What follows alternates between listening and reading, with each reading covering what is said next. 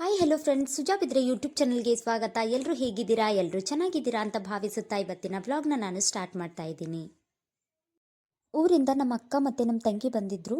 So ಅದಕ್ಕೋಸ್ಕರ ಅವರು ಸ್ನ್ಯಾಕ್ಸ್ಗೆ ಅಂತ ಕ್ಯಾಬೇಜ್ ಪಕೋಡಿ ಮಾಡಂತ ಅಂದಿದ್ರು. ಸೊ ಅದಕ್ಕೋಸ್ಕರ ನಾನು ಇವತ್ತು ಕ್ಯಾಬೇಜ್ ಪಕೋಡಿನ ಮಾಡ್ತಾ ಇದ್ದೀನಿ. ಅದು ಹೇಗೆ ಮಾಡ್ತಾರೆ ಅಂತ ನಾನು ನಿಮಗೆ ತೋರಿಸ್ತೀನಿ, ಬನ್ನಿ ನೋಡೋಣ. ಮೊದಲಿಗೆ ನಾನು 1/2 kg ಆಗುವಷ್ಟು ಕ್ಯಾಬೇಜನ್ನು ತೊಗೊಂಡಿದ್ದೀನಿ. ಅದನ್ನು ನೀಟಾಗಿ ತೊಳೆದ್ಬಿಟ್ಟು ಈ ಥರ ಸಣ್ಣ ಪೀಸಾಗಿ ಕಟ್ ಮಾಡ್ಕೊಳ್ತಾ ಇದ್ದೀನಿ.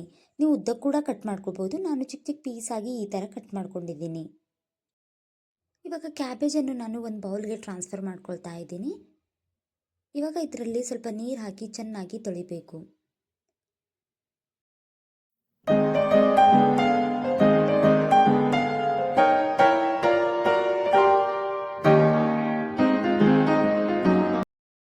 ಇವಾಗ ಕ್ಯಾಬೇಜ್ ನೀರಿನಲ್ಲಿ ತೊಳೆದಿದ್ದಾಯಿತು. ಇವಾಗ ನಾನು ಇದರಲ್ಲಿ ಒಂದು 4ರಿಂದ 5 ಸ್ಪೂನ್ ಆಗುವಷ್ಟು ಅಕ್ಕಿ ಹಿಟ್ಟನ್ನು ಹಾಕ್ಕೊಳ್ತಾ ಇದ್ದೀನಿ.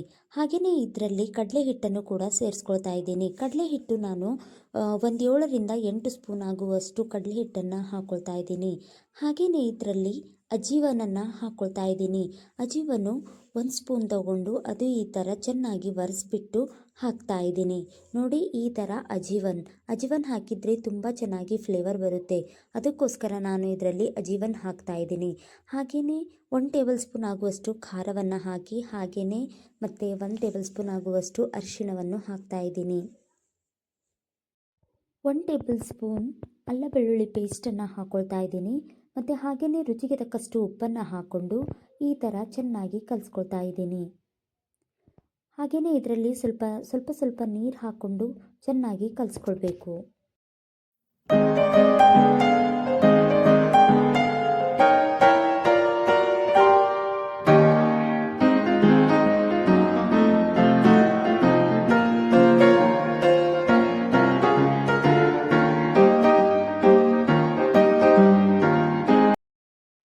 ಇವಾಗ ಕ್ಯಾಬೇಜ್ ಚೆನ್ನಾಗಿ ಕಲಸಿದ್ದಾಯಿತು. ಅದಾದಮೇಲೆ ಇದ್ರ ಮೇಲೆ ಮುಚ್ಚಳ ಮುಚ್ಚಿ ಒಂದು 10ರಿಂದ 15 ನಿಮಿಷ ನೆನೆಯಲಿಕ್ಕೆ ಬಿಡಬೇಕು.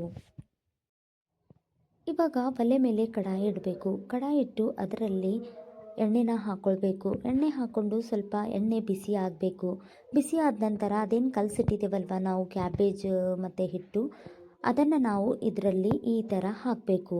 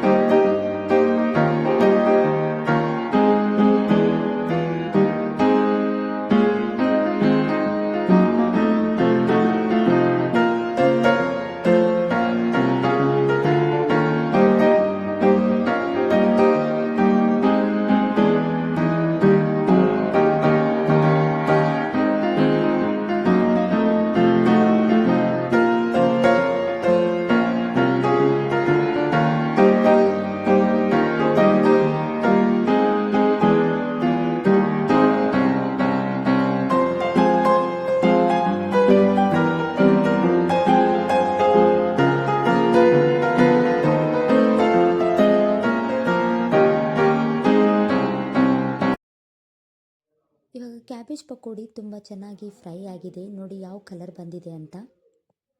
ಕ್ಯಾಬೇಜ್ ಪಕೋಡಿ ಈವ್ನಿಂಗ್ ಸ್ನ್ಯಾಕ್ಸ್ನಲ್ಲಿ ತಿನ್ಬೋದು. ಇದು ತುಂಬ ಟೇಸ್ಟಿಯಾಗಿರುತ್ತೆ. ನೀವು ಕೂಡ ನಿಮ್ಮ ಮನೇಲಿ ಟ್ರೈ ಮಾಡಿ. ನನ್ನ ರೆಸಿಪಿ ನಿಮಗೆ ಇಷ್ಟ ಆಗಿದೆ ಅಂದರೆ ಲೈಕ್ ಮಾಡಿ, ಶೇರ್ ಮಾಡಿ, ಹಾಗೆಯೇ ಸಬ್ಸ್ಕ್ರೈಬ್ ಮಾಡಿಕೊಳ್ಳಿ. ಎಲ್ರಿಗೂ ಧನ್ಯವಾದಗಳು.